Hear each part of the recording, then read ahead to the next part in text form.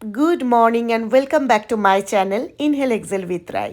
আজকে সকাল সকাল তোমাদের দেখাচ্ছি বাজার, কারণ আজকে আমি শীতল ষষ্ঠীর বাজার করতে চলে এসেছি। আজকেই রান্নাটা করতে হবে, কিন্তু আমাদের লোকাল বাজারে না কিচ্ছু পেলাম না, মানে একদমই কিছুই পেলাম না। আমার কর্তা সামনে হাঁটছে, ওই রেগুলার যে ফুলকপি টুলকপি সেগুলো, আমাদের যে জোড়া শিম, জোড়া মটরশুঁটি, এগুলো সাদা বেগুন কিচ্ছু পেলাম না। তো এখন ডিসাইড করলাম যে বাড়ি গিয়েই সাথে সাথেই মানে আমরা বেরিয়ে যাব হচ্ছে কুচবিহারে বড় বাজারে। তো যেমন কথা তেমনই কাজ করে নিলাম, যাচ্ছি এখন কুচবিহারের উদ্দেশ্যে, গন্তব্যস্থল বড় বাজার। জানি না ওখানে গিয়েও পাবো কি না, এটাই একটা এখানে ভীষণ চিন্তার বিষয়। তো ওখানে পৌঁছে যে যদি না পাই তখন যা পাবো সেটাই নিতে হবে, কারণ কিছু করার নেই। মানে নাই মামার চাইতে কানা মামা ভালো। দেখা যাক কি হয়।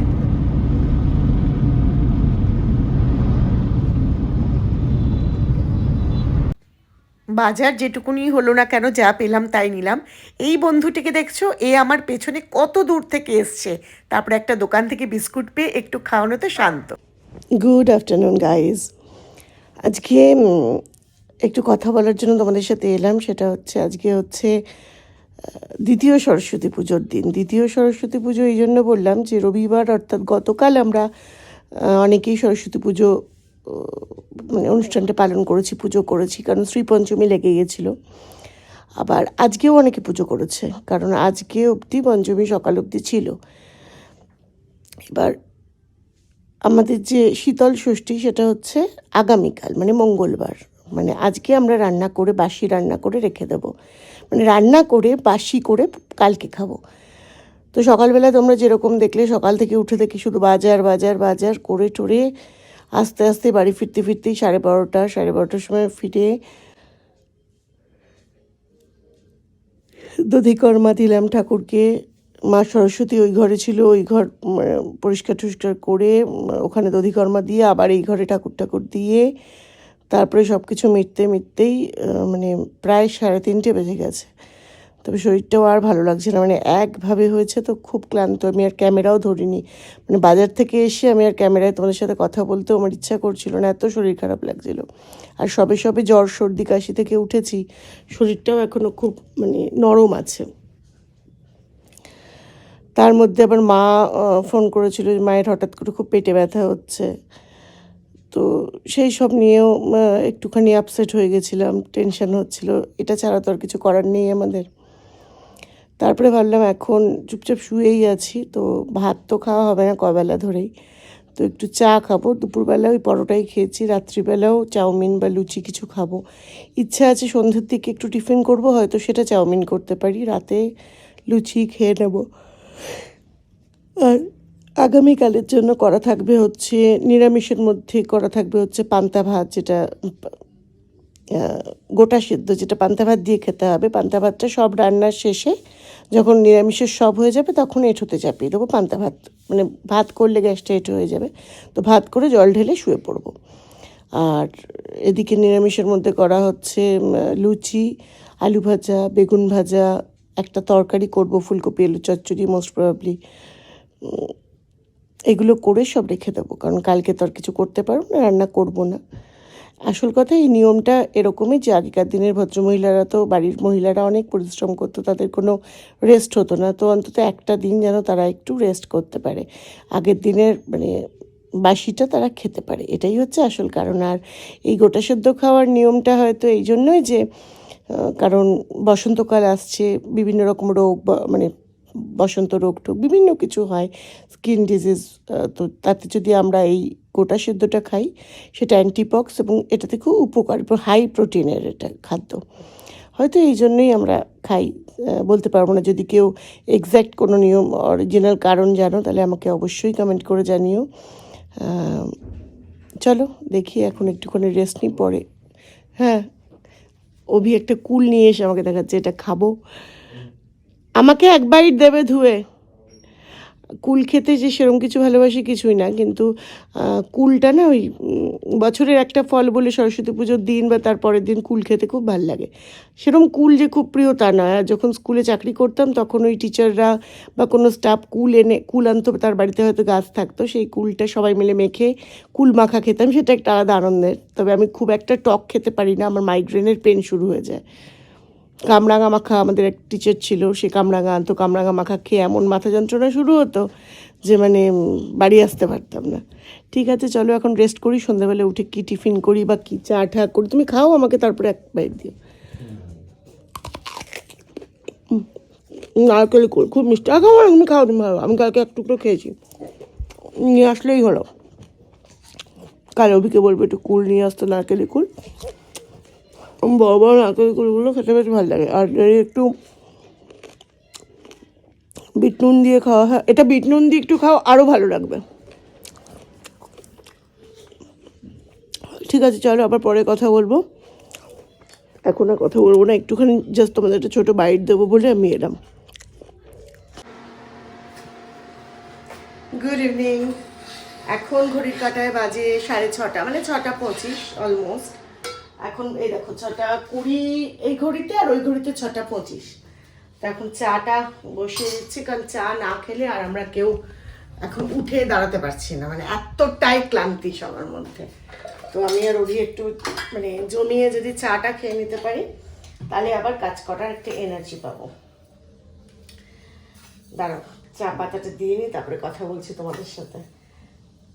ভুল করে যদি উল্টো পাল্টা চা পাতা দিই, তাহলে আর চা খাওয়া যাবে না।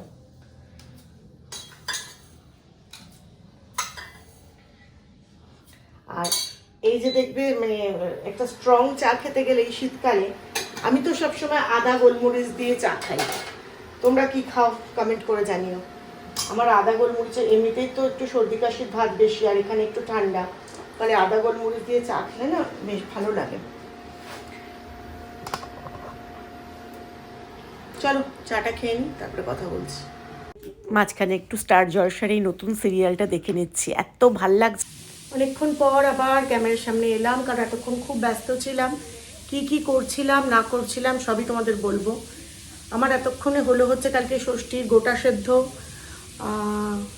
ময়দা মাখা হয়ে গেছে, আর বেগুন ভাজা, আলু ভাজা, মানে আলু কালো যদি শুকনো লঙ্কা ফোড়ন দিয়ে আলু ভাজা, আর এখন যা পেয়েছি হচ্ছে তোমার ফুলকপি আলু চচ্চড়ি করব, সেই ফুলকপি আলু চাপিয়েছি। এগুলো সব হয়ে গেলে লুচি ভাজা হবে। লুচি হয়ে গেলে মানে দুপুরবেলা যেমন বলছিলাম, সব নিরামিষের জিনিসগুলো এক জায়গায় রেখে ভাতটা চাপানো হবে। আর আমি আজকে রাতে দুটো লুচিই খেয়ে নেবো, আর ওদের জন্য ওরা মানে ভাত করে দেবো একটুখানি। ওদের জন্য একটু ভাত যখন হবেই ভেবেছি একটু মুগ ডাল করে দেবো, আর যা তরকারিপাতি করেছি ভাত থেকেই হয়ে যাবে। আর যদি বলে যে না আমরা খিচুড়ি খাবো, তাহলে একটু কুকারে খিচুড়ি চাপিয়ে দেবো, মুগ ডাল আর গোবিন্দভোগ চালের। তাই জন্য এতক্ষণ ধরে কথা বলিনি, টানা কাজটা করে নিলাম। এই যে এটা হচ্ছে গোটা সেদ্ধ হয়ে গেছে, পরে দেখাবো ঠিকঠাক।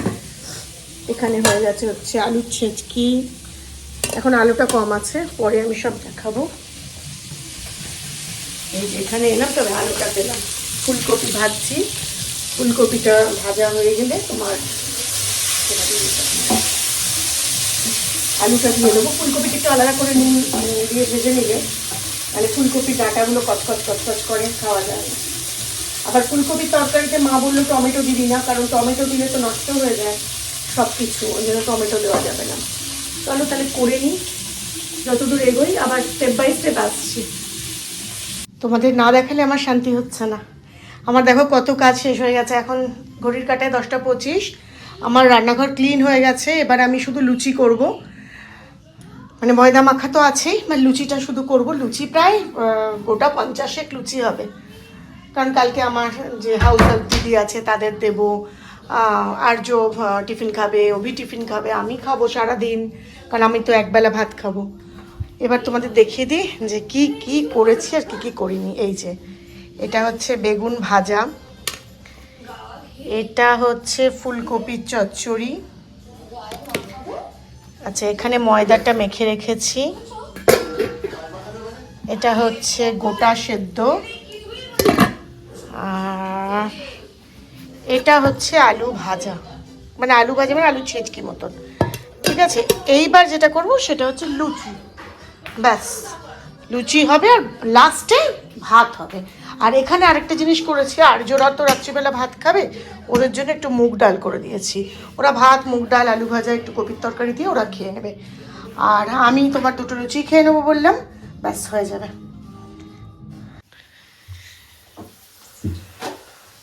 আর্যকে আমাদের ক্যামেরা করে দিচ্ছিস? Thank you. এখন আমাদের লাস্ট দফা চলছে, লুচি ভাজা। তোমাদের দাদা বেলছে, ফুলকো হচ্ছে, এগুলো সব ফুলকো হয়েছে। দেখ এই লুচিগুলো দেখা, এই যে এটা সব ফুলকো হচ্ছে। তুই যেই ক্যামেরা করবি ভাবলি, অমনি আমার লুচিটা চুপচে গেল। এখন ঘড়ির কাঁটায় কটা, ওই ওই ইয়েটা পুরো লুচি হয়ে গেছে। পাপা লুচি, পাপা লুচি নয়, পাপা লুচি বেলছে। ভেজ।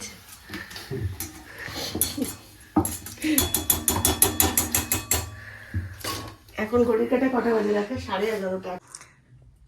আজকে মঙ্গলবার, হ্যাঁ আজকে আমাদের শীতল ষষ্ঠীর ব্রত পালন।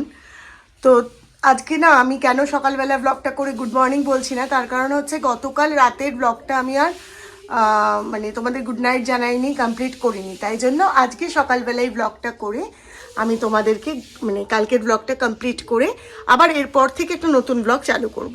তো এখন আমি দেখো বসে গেছি পুজোতে। তো এখন মানে ব্রত কথা পড়বো। তো আমি সকলের কাছে ক্ষমা প্রার্থী যে কালকে আমি ব্লগটা কমপ্লিট করিনি বলে সকাল সকাল দিতে পারলাম না।